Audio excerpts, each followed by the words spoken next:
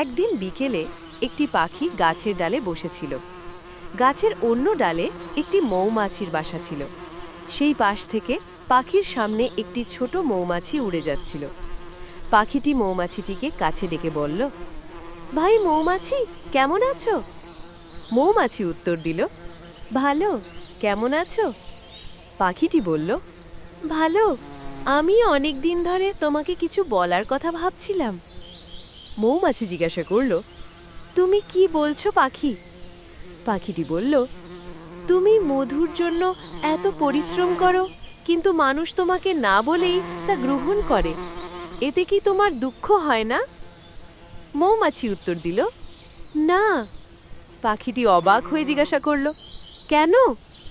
মুচকি হেসে মৌমাছি উত্তর দিল, কারণ তারা আমার মধু তৈরির শিল্প কখনোই চুরি করতে পারবে না। সর্বদা তোমার দৃষ্টিভঙ্গি ইতিবাচক রাখো, ছোট্ট মৌমাছির মতো হওয়ার চেষ্টা করো, আকারে ছোট কিন্তু হৃদয়ে মহান। दोस्तों, ऐसे ही और वीडियो देखने के लिए सब्सक्राइब बटन पर क्लिक करें।